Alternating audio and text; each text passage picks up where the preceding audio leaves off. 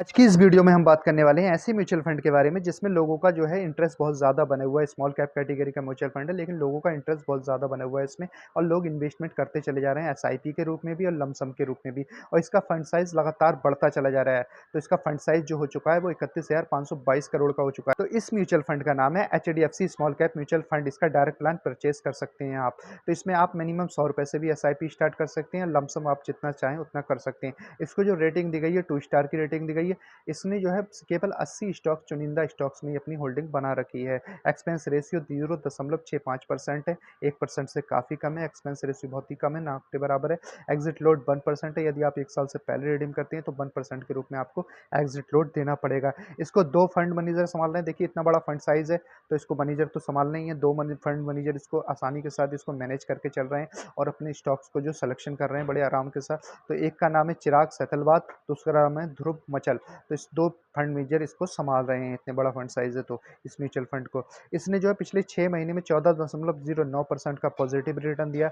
1 साल में 38.28% का पॉजिटिव रिटर्न दिया। 3 साल में 25.79% का पॉजिटिव रिटर्न दिया। लगभग 26% का रिटर्न दिया पिछले 3 साल में। आप समझ सकते हैं कितना अच्छा म्यूचुअल फंड है। 5 साल में इसने 28.97% का पॉजिटिव रिटर्न दिया। लगभग आप समझ सकते हैं 29% का रिटर्न दिया। बहुत अच्छा म्यूचुअल फंड है। ओवरऑल पिछले 10 साल में इसने 21.57% का पॉजिटिव रिटर्न दिया। बहुत अच्छा म्यूचुअल फंड है।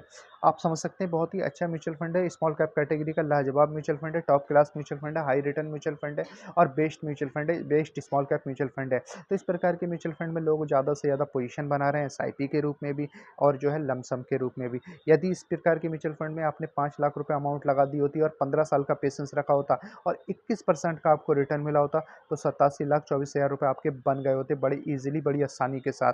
तो इस प्रकार के म्यूचुअल फंड में आपको ध्यान देना चाहिए था, फोकस देना चाहिए था, तभी आप 21% का रिटर्न निकाल पाते हैं। अन्यथा बहुत सारे म्यूचुअल फंड ऐसे हैं कि 12-13% या 11% ही रिटर्न दे पाते हैं या निगेटिव में भी चले जाते हैं। तो उस प्रकार से तो ये बहुत अच्छा ही है क्योंकि लोगों का ज़्यादा इंटरेस्ट है, किसी को आपको देखना नहीं, देखना नहीं, ज़्यादा रिसर्च करने की ज़रूरत नहीं है क्योंकि इसका फंड साइज बड़ा है।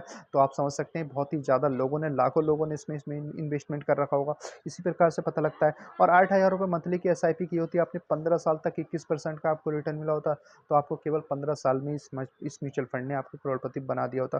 बहुत अच्छा म्यूचुअल फंड है। 1,10,00,000 रुपये आपके बना दिए होते।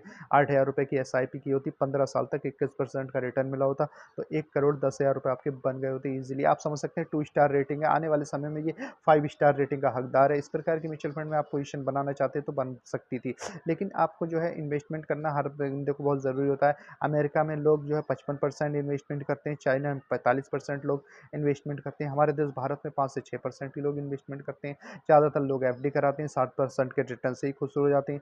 जबकि इस म्यूचुअल फंड में वगैरह 15% ज़्यादा रिटर्न मिलता है। लार्ज कैप कैटेगरी में आपको जो मिलेगा वो 12 से 15% का रिटर्न मिलेगा।